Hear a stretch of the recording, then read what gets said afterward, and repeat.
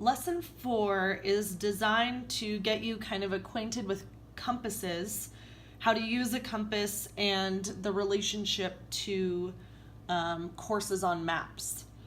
So the first thing that I'm hoping you already did was look at the PowerPoint that I made, kind of showing you the different parts to a compass and how a compass works on the inside. So I want to talk to you a little bit about the difference between magnetic north and geographic north. So we're going to go over to the map. Here is a map of the world, well, part of the world, because there's the other part. But you're going to see the longitude and latitude lines as well as the equator on this map. So when we're talking about magnetic North Pole is when you have a compass, there's a magnet that points north. So what happens is that say you're in Arizona like we are, our magnetic north is just up. Same with any other place. Magnetic north is up. However, geographic north is where all these lines, see how they curve to meet a point at the top?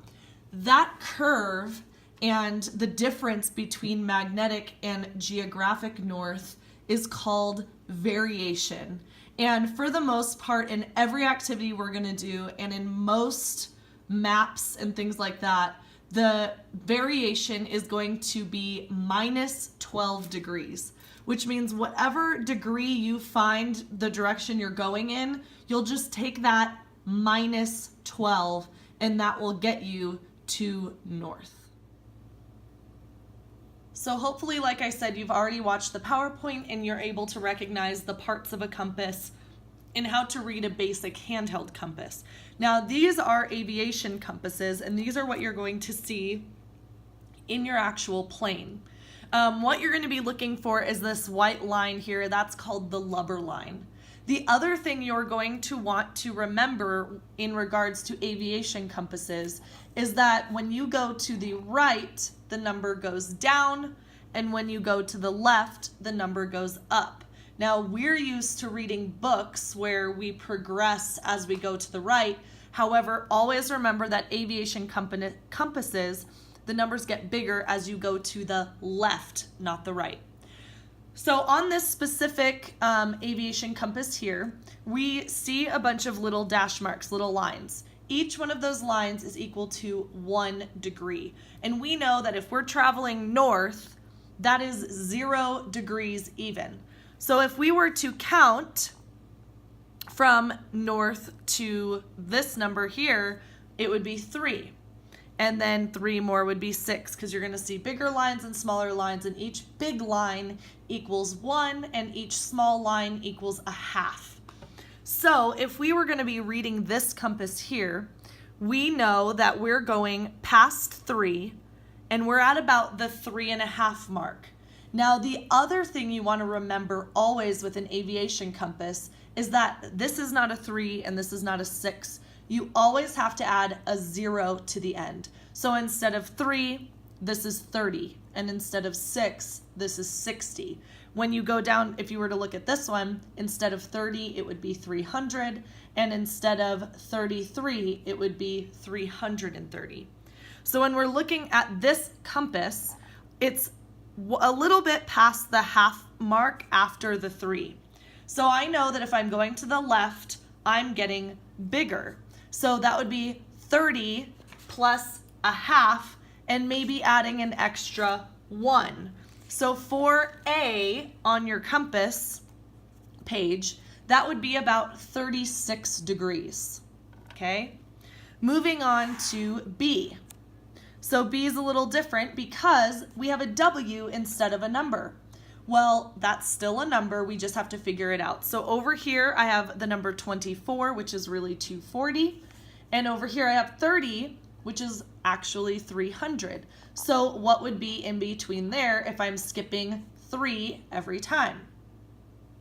It would be 270. So now that I know that's 270, I can look at my lubber line and it's a little, again, past the half point after 270. So that would be 275 plus 1, which is about 276 degrees for B. Try C on your own.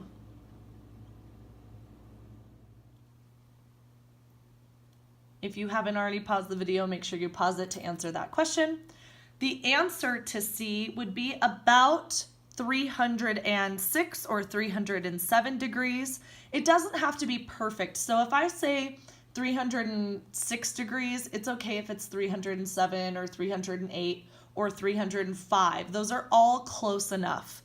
Then if we move to D, give you some time to do that one. Pause it if you need to. So once we get to this one, we're looking at 21, which is actually 210. And again, we're a little bit past the halfway point. So we're looking at about 215, 216, even 217 would be a good answer for that one. And then hopefully you can do E and F on your own. Pause that to give yourself some time. For compass E, we're looking at about 354 degrees. Again, if you're off 1 or 2, that's totally fine. You don't need to change the answer. And for F, we're looking at about 126.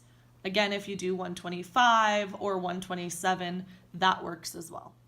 Now we're going to take a look at the lesson assignment or the notes for this lesson and kind of fill in some of those answers.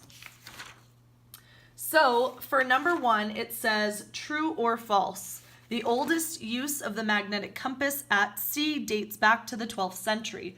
Well, if you watched the PowerPoint and viewed the first video, you would know that that answer is true. For number 2, a compass points to the blank North Pole. If you remember, a compass always points to the magnetic North Pole, not the geographic North Pole, because that we would need a variation for. Number 3, which kind of leads us to number 3, the difference between geographic and magnetic north is called variation. And normally, for some extra credit, that would be what? Negative 12 degrees. Number 4, which of the following is not part of every compass? So lubber line, yep, every compass has that. A compass card, every compass has that.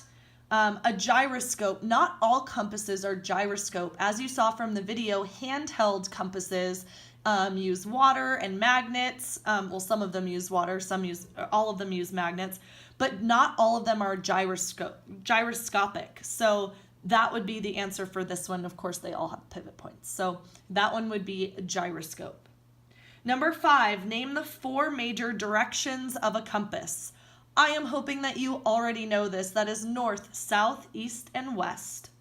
So for the next questions, you are going to be using the next page, which looks like this.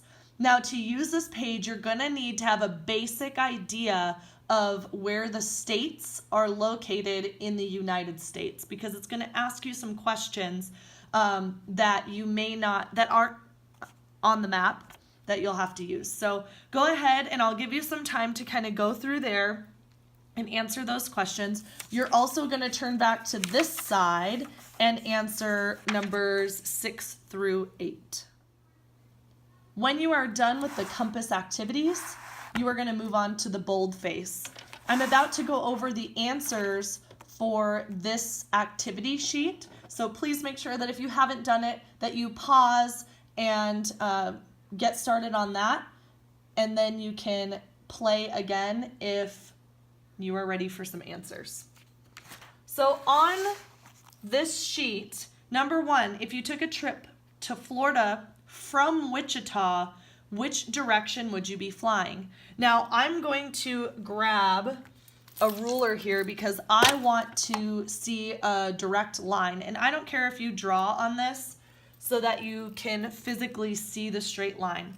But I'm going to go from Florida to Wichita. So Florida is this little like leg of the U.S. over here, and I'm going from Wichita to Florida. And that's extremely, extremely important because it's going to tell me my direction as well. Now, on your test for this lesson, you are going to need to actually use these outer numbers to figure out the course but I'll do that as we go, but that is not on your activity sheet. So if you go from Florida to Wichita, I'm going to draw a line from Florida to Wichita just as a visual for myself. So Florida to Wichita. If I'm going from here to here, here's north, here's south, here's east, here's west, then I'm traveling down here, which is between east and south. So I'm going southeast. So for number 1, the answer would be southeast. And it says to draw your course, so you actually do have to use your ruler and draw that. Now, if it was going to ask what the course was, I would just hold my ruler like this and I would read the degrees. So that says it's between 120 and 130. So I'm going to do about 125 degrees for from Florida to Wichita. So your paper actually says another number 1. So we're going to do number 1A. And that says the direction from Wichita to the Great Lakes. So here's Wichita. Great Lakes are up here. I know they're not listed, but that's where they are. So we're going from Wichita to the Great Lakes. And I am going to draw my course just for an idea here. And I am in between north and east, so I'm traveling northeast. That would be the answer to the second, number 1. Number 2, if you took a trip along the 25-degree radial from Wichita, what part of the United States would you be seeing? So this is where we're going to use these numbers here. We're going to look for 25 degrees, which is right here.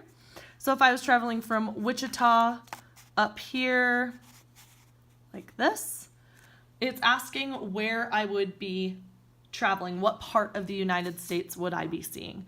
Now, if you're not familiar with the map, that's okay, but this is near Minnesota. But it's okay if you also say the northeast section of the United States. That's okay too. I'll take either answer.